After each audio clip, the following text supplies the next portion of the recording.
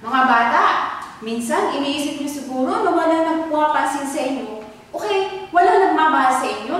Maaaring ganito ang nararamdaman niyo. At mayroon din akong pakikilala sa inyo na ganito rin ang kayong nararamdaman. Panukurin natin ito.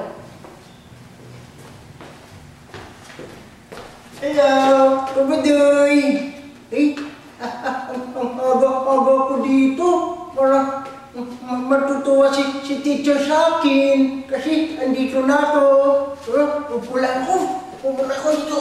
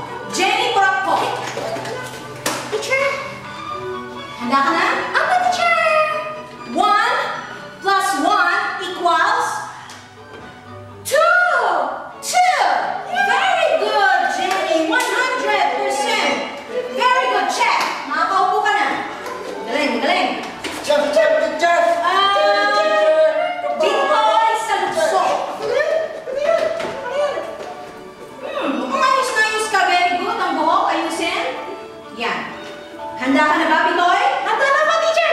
Sige. 5 times 5 plus 5 minus 5 equals 25, teacher! Amazing! Magaling! Bitoy sa luksong, napakagaling mo. Ikaw ay 100%. Magaling, magaling. Very good, very good, very good. Natutuwa ako sa inyo, Jenny at Bitoy. Ang galing nyo. Ngayon lang, Bell na naman. Dahil Bell na naman, meron kayong assignment para sa susunod sa page 3065. Basahin mabuti, okay? Goodbye, class! Goodbye, teacher! Tita, halika. Alisitahin mo na tayo sa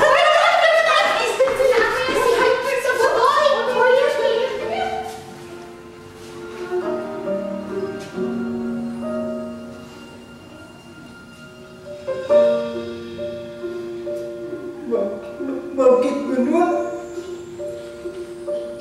Takas naman ako ng kamay, pero hindi ako pinapansin ni teacher. Siguro, hindi ako mahalaga sa kanya. Sila, Bitoy na lang ang tinatawag niya.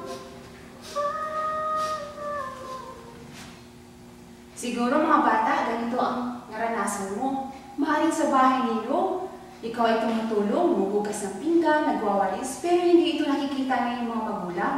At galing ka sa school, dala-dala mo yung grades, nais mong ipakita sa iyong magulang na matataas sa iyong marka, pero wala siyang panahon na makinig sa iyo. Maaaring ganito ang iyong naranasan, na para bang nag-iisa ka. Pero alam mo bang mga bata, ganun dito rin ang naramdaman ko nung ako'y bata pa. Pakiramdam ko, walang nakikita sa akin na mabuti ang aking mga magulang. Pero, nung ako nakakilala sa Panginoon, alam ko pala na ako'y mahal ng Panginoon. Ako pala ay nakikita niya. At ito ang memory verse natin ngayon. Mga bata, ito ang ating memory verse ngayon. Ito ay mula sa Biblia. Ito ay salita ng Diyos. At ito ay totoo. Kaya basahin natin ng malakas na sabay-sabay. Ako muna bago kayo. Magmula sa langit, Kanyang minamasdan ang lahat ng tao na Kanyang nilalang. Awit 33:13. Isa pa mga bata, kailangan malakas na sabay-sabay. Ako muna bago kayo. Magmula sa langit, Kanyang minamasdan ang lahat ng tao na Kanyang nilalang. Awit 33:13. Tama yan mga bata. Ang sabi nga ng salita ng Diyos, lahat tayo ay kanyang minamasdan. Lahat tayo kanyang nakikita dahil mahal na mahal niya tayo. Ang gawin niyo lang, paniwalaan na kayo ay mahal ng Diyos at nakikita niya kayo. Naku, mga bata, nasaan na kaya si Budoy? Teka, tawagin natin. Budoy! Oh, bakit ka malungkot? Kasi po, sa school, hindi nila po tinatawag. Taas naman ako ng taas ng kamay ko, pero hindi pa rin nila ako pinapansin. Siguro, hindi ako mahalaga sa kanila. Naku, hindi totoo yan. Mahalaga ka. Sa katunayan nga, nakikita ng Diyos ang puso mo at mahal na mahal ka niya.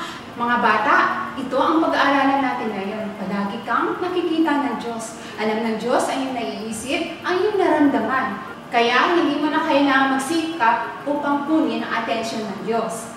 Dahil na, Budoy, paalam ka na sa mga bata. Paalam mga bata! Ako Budoy! Bye-bye!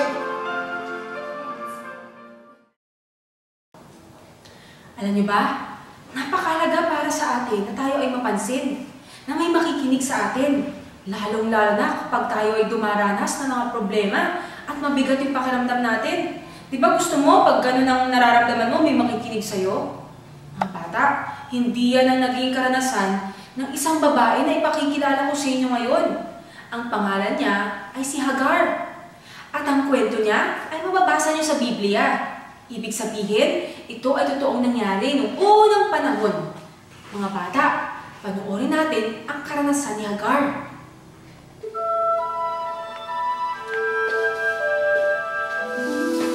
Si Hagar ay alipin ni Sarah na asawa ni Abraham.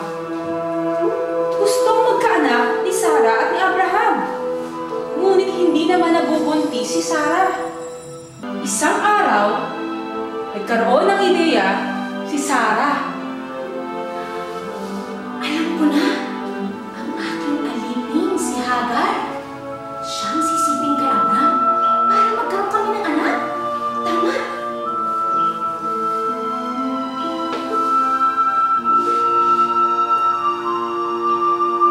Tuwang-tuwa si Sarah. Lumipas ang ilang linggo, nagdalang tao si Hagar. At nung iyon ay nangyari, nabago ang pakikitungo sa kanya ni Sarah.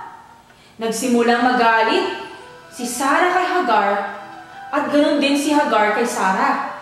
Panoorin natin.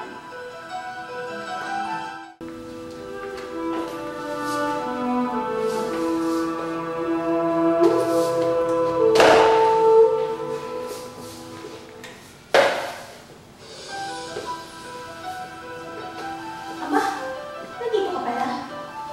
Kanina pa kita hinahanap eh. Teka nga.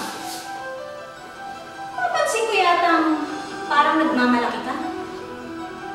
At bakit nagagalit mo? Uy, alipin lang kita. Tandaan mo, alipin ka lang. Alipin ka lang.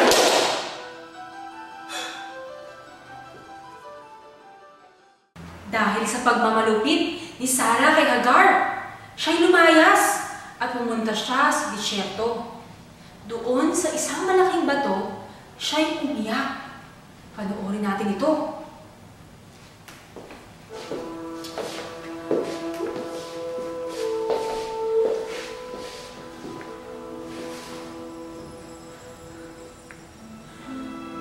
Malupit sila. Hindi ko naman ito ginusto eh. Ba't sila gano'n? Mag-isa na lamang si Hagar. Walang nagmamalasakit sa kanya. At ang mahirap pa dito, siya'y nagdadalang tao. Maaaring pinabayaan siya ni Abraham at pinagmalupitan siya ni Sarah. Pero ang Diyos ay nagmamalasakit pa rin sa kanya. At dahil dito, nagpadala ang Diyos ng anghel para kausapin si Hagar. Tingnan pa natin kung ano mangyayari. Hagar, saan ka nang galing? At saan ka papunta? Tumakas Tumakas po ako sa aking Panginoon. Hagar, magbalik ka sa iyong amo at muling magpasako dahil ang iyong lahi at ang iyong lipi ay aking pararamihin. Dahil sa karamihan ito, hindi siya kayang bilangin. Hindi magtatagal, magsisilang ka ng isang batang lalaki at pangangalanan mo siya Ismael, sapagkat dininig ng Diyos ang iyong karaingan. Ang mensahe ng anghel kay Hagar ay dininig ng Diyos ang kanyang karaingan. Nakita ng Diyos ang kanyang pag-iyak. Nakita ng Diyos ang kanyang kalungkutan at kahirapan. Mga bata, ganun din sa inyo. Siguro minsan sa tuwing kayo ay matutulog na, napapaiyak kayo. Dahil ang gulo-gulo ng inyong pamilya. Lagi nag-aaway si nanay at si tatay. At yung magkakapatid hindi nagkakasundo. O di kaya naiiyak kayo at nalulungkot. Dahil sa tuwing kayo uuwi sa inyong bahay, para sabihin sa inyong magulang ang nangyari sa inyo sa school, hindi nila kayo pinakikinggan, wala silang panahon para sa inyo. Mga bata, maaari kayong lumapit sa Diyos. Dahil palagi niya kayong nakikita. Alam niya ang inyong pinagdaraanan, ang inyong nararamdaman. At palagi siyang may panahon para sa inyo. Mga bata, sabi nga sa awit 56:8, alam ng Diyos ang mga problema ang dinaranas ninyo. At ang sabi pa doon, sa tuwing kayo umiiyak, kinukuha ng Diyos inyong mga luha at nilalagay niya ito sa isang bote. Bakit niya ginagawa yun? Kasi mahalaga kayo sa Kanya. Yon ang pinakita ng Diyos kay Hagar. Mga bata, tingnan natin ano naging pagtugon ni Hagar sa anghel ng Diyos. Panoorin pa natin. Talaga bang nakikita ka ng Diyos? Tunay nga na nakikita po ako, Diyos. Nalaman ni Hagar na siya'y nakikita ng Diyos. Na narinig ng Diyos ang kanyang pag-iyak. Na nararamdaman din ng Diyos ang kanyang mga nararamdaman. Mga bata, ito rin ang nais namin sabihin sa inyo. Na palagi kayo nakikita ng Diyos. Ang kanyang buong atensyon ay nasa inyo araw-araw. Kaya lumapit kayo sa Kanya. Sa tuwing nabibigatan kayo, nalulungkot kayo, o may problema kayo, sabihin niyo ito sa Kanya dahil handa siyang dumamay at tulungan kayo. Tandaan niyo mga bata, palagi kayong nakikita ng Diyos. Mga bata, normal lang na gustuhin natin makuha ang atensyon ng maraming tao sa paligid. Ang iba pa nga, alam niyo ginagawa? Naku, nagsusuot ng mga magagara at magagandang damit. Nagpapaganda sila, nagme-makeup sila para lang mapansin ng marami. Ang iba naman, naku, nag-aawon ng away. Nagpapaganda ng katawan para lang sabihin at ipakita sa iba napapansin sila. Pero teka lang, hinalala ko, isang kaibigan, siya ay si Bebang. Mayroon din siya ganitong karanasan. Para maintindihan nyo, panoorin natin ito.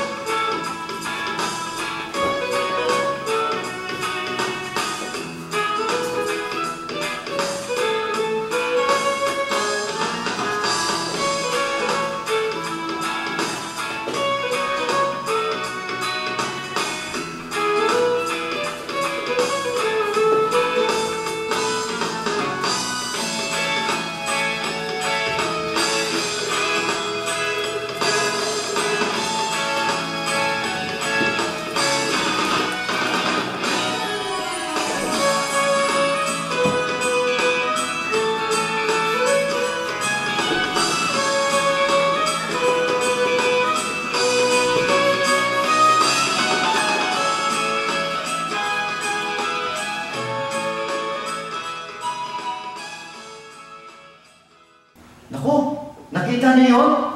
Lahat ay ginawa ni Bebang paraan para lang siya mapansin ni Prince Charming. Pero walang nangyari. Kung ano-ano kanyang ginagawa, effect, hindi epektibo kay Prince Charming. Mga bata, hindi ganito ang Diyos. Hindi mo kailangan magpapansin, hindi mo kailangan maghirap, magsikap para lang makuha ang atensyon ng Diyos para sa iyo. Dahil ang totoo niyan, ang buong atensyon ng Diyos ay nasa iyo. Dahil mahal na mahal ka niya. Katulad ng sinasabi sa talatang ating sasauluhin. Sa awit 33:13, mula sa langit, kaniyang minamasdan ang lahat ng tao na kanyang nilalang. Ganyan mga bata, dahil mahal na mahal ka ng Diyos at palagi siya nakatingin sa iyo. Nandyan lang siya palagi sa iyo. Kaya mga bata, huwag natin isipin na hindi tayo napapansin ng Diyos. Ang totoo, tayo ay pansin na pansin ng Diyos at ang buong atensyon ay nasa atin. Ang Diyos ay hindi katulad ni Prince Charming. Ang hirap kunin ang atensyon niya. Ang Diyos ay napakadaling kunin ang atensyon na. Alam nyo, siya pa nga ang kumukuha ng atensyon natin. Dahil mahal na mahal niya tayo. Sabi nga sa Biblia, kahit buhok daw natin, bilang ng Diyos, ganyan ka mga bata, kamahal ng Diyos. Kaya tandaan niyo mga bata, palagi kang nakikita ng Diyos. At di mo na kailangan magsikap, di mo na kailangan maghirap, para lang makuha ang atensyon niya. Dahil ang totoo, ang buong atensyon ng Diyos ay nasa iyo.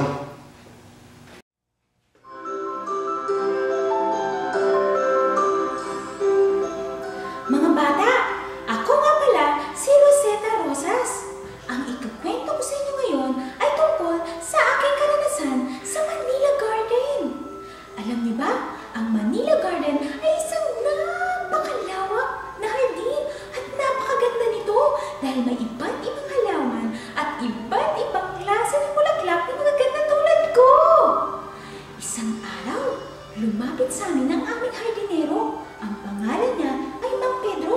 Ang sabi niya, kailangan niyo maghanda, kailangan niyo magpaganda dahil maraming darating na mga bisita. Ha? Wala na daw bisita! Kaya naman, kinuha ko ang tubig at ininom ko ito para laging buhay ang aking mga petals, ang aking mga talulot. At dumating na nga ang araw na yun. Ang daming bisita. Narinig ko, sabi nila, ha? Wow! Ang ganda ng dilaw na bulaklak na yun! At meron pa! Wow! Ang ganda naman ng pink na bulaklak na yun! Wow! Kaya lang, parang hindi naman nila ako napapansin. Nakakalungkot naman! Mga bata, maaring nararanasan mo o nararamdaman mo ang katulad nito. Maaring sa inyong tahanan o sa inyong bahay, hindi kayo napapansin ng iyong mga magulang dahil masyado silang abala sa kanilang mga hanap buhay. Kaya naman, iniisip mo na hindi ka mahalaga sa kanila. Pero sasabihin ko sa inyo mga bata, na kayo ay mahalaga sa Diyos. Lagi kanyang iniisip. Ang sabi nga sa salita ng Diyos sa awit 139 verse 2, ang lahat ng gawain ko ay alam ng Diyos. Ang lahat ng iniisip ko ay alam ng Diyos. Kahit saan ka pumunta, nakikita ka niya. Alam niya ang lahat ng iniisip niyo. Kaya mga bata, sasabihin ko sa inyo, huwag mong isipin na hindi ka nakikita ng Diyos. Kinagabihan, meron ako nakitang dalawang mama sa opisina na sa may hardin. Ano kaya pinag-uusapan nila? Kaya dahan-dahan akong lumapit para malaman ko. Pero biglang bumukas ang pinto at nagsitakbo sila. Nakamaskara pa nga sila ng itim at may hawak silang supot. Sa loob ng supot na yun ay ang aking mga kaibigang bulaklak. Sumisigaw sila, tulong! Tulong! Kaya naman, hinahabol ko ang mga magnanakaw na yan at kinarata ko sila ng ganito. Ah! Ay, hindi lang yun. Inusok ko sila ng aking mga tinig tulad nito. Ah! Pero kumalipas na rin sila ng takbo kahit may sugat na sila sa paa. Kinabukasan, ikinuwento ko sa mga bulaklak ang nangyari kagabi. Pero ayaw nila akong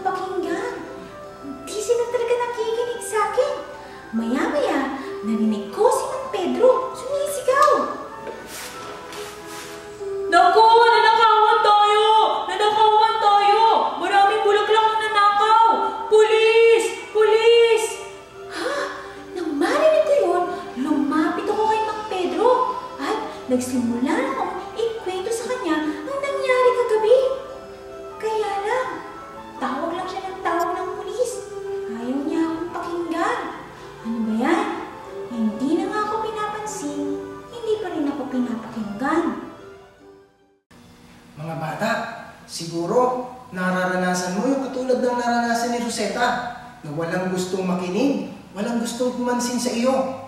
Pero mga bata, sasabihin ko sa iyo ang sabi sa salita ng Diyos sa awit 145 verse 18 na siya ay nakikinig at handang tumulong sa lahat ng mga tao. Katulad ng sinabi ko kanina, ikaw ay iniisip ng Diyos at naririnig ka ng Diyos. Manalangin ka sa Kanya, tumawag ka sa Kanya, sabihin mo ang lahat ng nilalaman ng puso mo at pakinggan ka ng Diyos. Tandaan niyo mga bata, lagi kang naririnig ng Diyos sa iyong panalangin. At nagsitatinga na nga ang mga pulis.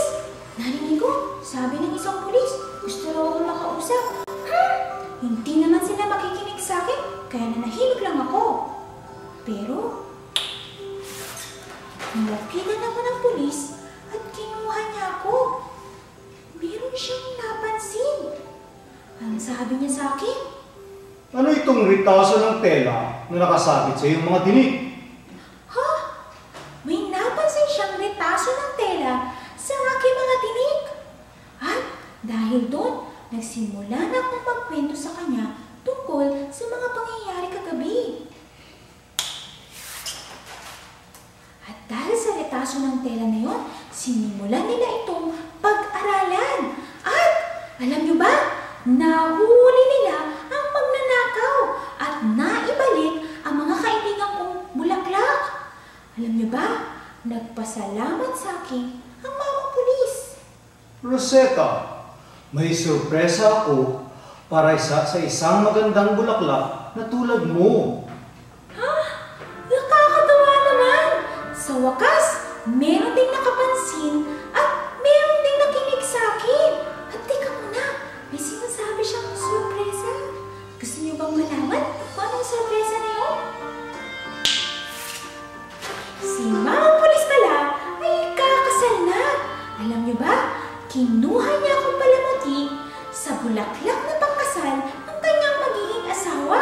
At nasaya-saya ko ng araw na yun. Kasi kada may lumalapit sa kanila para batiin sila, alam niyo ba, napapansin din ako. Napapansin din ang kagandahan ko. Ay, nakakatawa talaga. Alam niyo ba, sa kauna-unahang pagkakataon, naramdaman ko na ako ay espesyal. Mga bata, sana nagustuhan niyo ang aking kwento. Sige, paalam! Mga bata, manalangin kayo sa Diyos dahil alam ng Diyos ang nararamdaman ninyo at alam ng Diyos kung ano ang iniisip nyo. Sabihin nyo sa Kanya ito ngayon.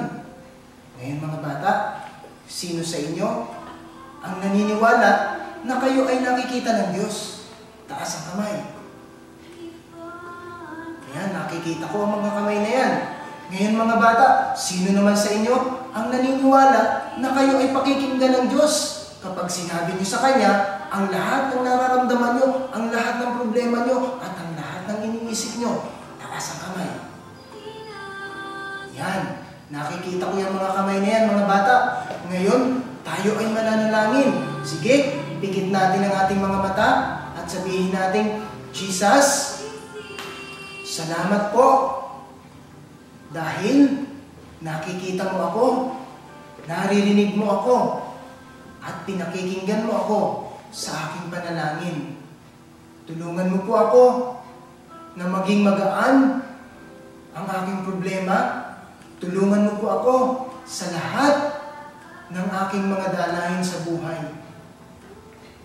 Niaalay ko po sa iyo ang aking buhay. Tinitiwala ko sa iyo ang aking buhay. Salamat sapagkat nakikita mo ako. Salamat sapagkat iniisip mo ako.